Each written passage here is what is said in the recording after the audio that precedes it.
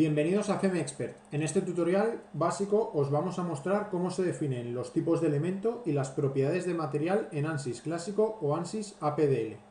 Es un tutorial destinado a usuarios básicos del software y por lo tanto no será extremadamente detallado. Bien, para ello lo que vamos a hacer es partir desde la interfaz de trabajo de ANSYS, la cual para la mayoría ya os será familiar, sobre todo de otros tutoriales.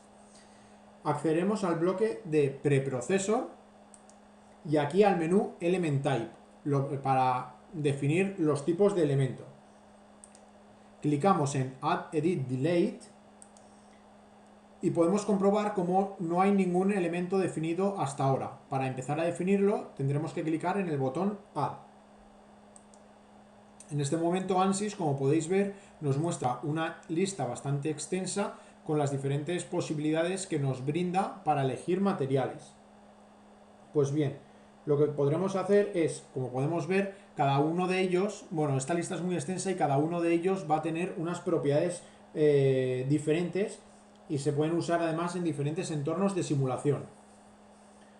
Lo que haremos será clicar en cada uno de los tipos y, como podéis ver a la derecha, aparte del tipo de elemento que es, como en este caso puede ser el elemento viga, dentro del elemento viga ANSYS nos permite seleccionar dos tipos de elemento, por ejemplo el 188 y el 189, que como os he dicho, cada uno tiene sus ciertas propiedades y para poder acceder a esas propiedades podéis acceder a través del botón Help, que está aquí abajo, o mediante el procedimiento de acceso a la ayuda de ANSYS que os detallamos en un tutorial anterior. La verdad que es muy recomendable que antes de elegir un tipo de elemento sepáis para qué se puede utilizar y para qué no. Bien, hay elementos típicos como pueden ser los links, los elementos viga, los elementos sólidos para análisis estructurales, los elementos placa. También hay elementos que se utilizarán en tutoriales y los explicaremos en tutoriales más avanzados, como los combinations, que son sobre todo pues para la simulación de muelles.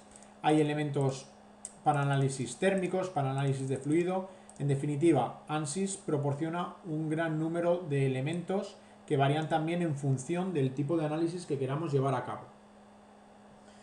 Bueno, lo que primero que vamos a hacer es definir o enseñaros a definir un par de tipos de elemento. Empezaremos con ello, para ello, clicando en, por ejemplo, en el link y elegiremos el link 180. Si le damos a OK,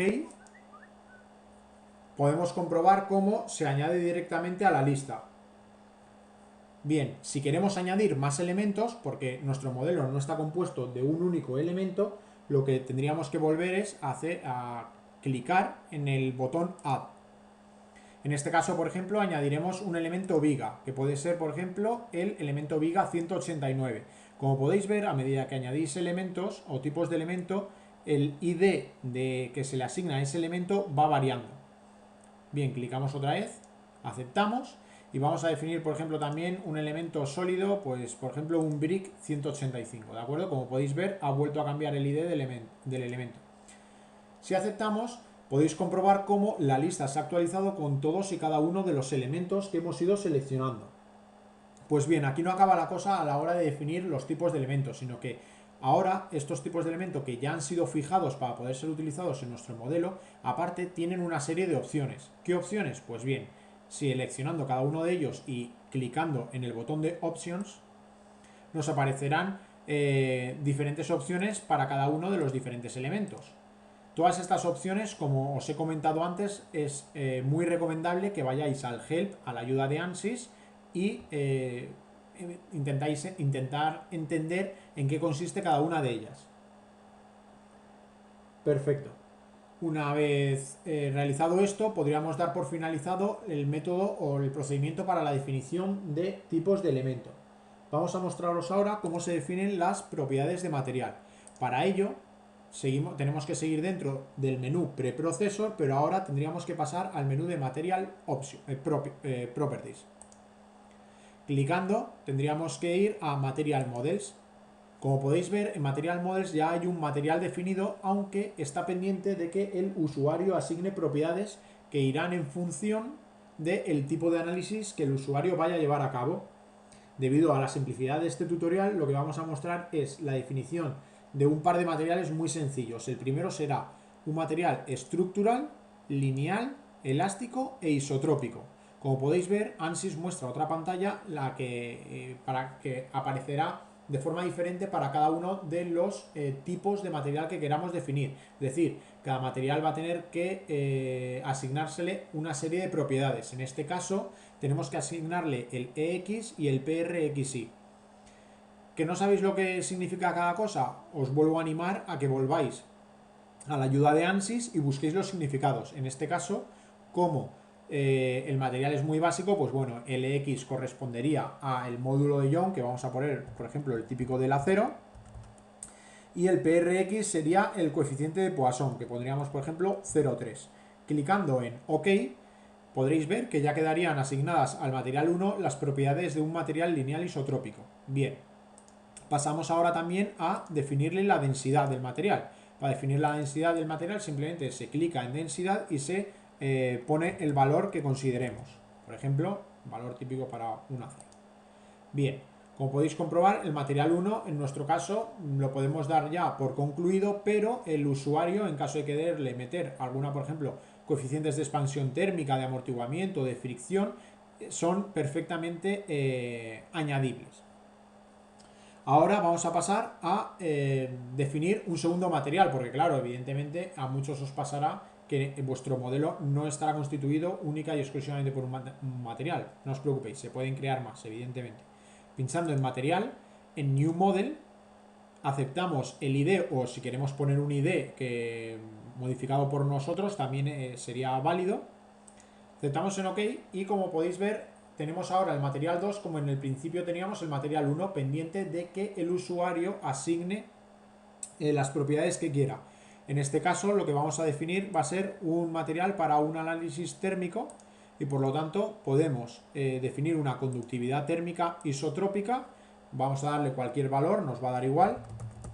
Como os he dicho en el material estructural, cada una de estas opciones a rellenar viene perfectamente explicada en la ayuda.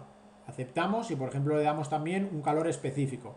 Bueno, vamos, cualquier valor es válido, simplemente es para que veáis cómo se rellenan los campos. Entonces podéis comprobar cómo quedarían ya perfectamente definidos tanto el material 1, que sería un material lineal isotrópico con su densidad, y el material 2, que sería un material térmico con su conductividad térmica y su calor específico perfectamente definidos. Pues bien, ahora lo que podemos hacer es pasar a hacer un pequeño o un breve resumen para fijar un poco más las ideas. Lo primero que hemos hecho ha sido cómo añadir tipos de elemento o cómo definirlos en Element Type, en Add, Edit, Delete, y aquí pinchando en Add podéis seleccionar el tipo de elemento que necesitéis utilizar para vuestro modelo. Acordaros de las opciones posteriores. Una vez seleccionado el modelo hay una serie de opciones que pueden ser modificadas.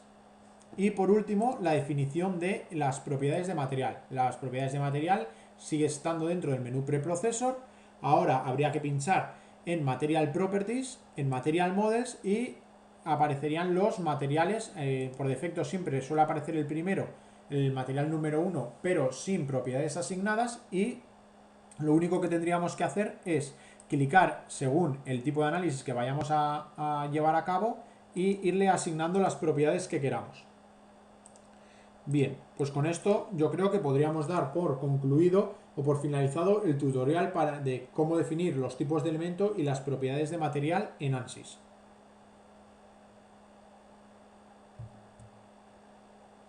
Así que nada, desde FEMEXPERT agradecer vuestra atención, esperemos que os haya gustado y si queréis ver más tutoriales visitar nuestra comunidad y seguirnos en las redes sociales.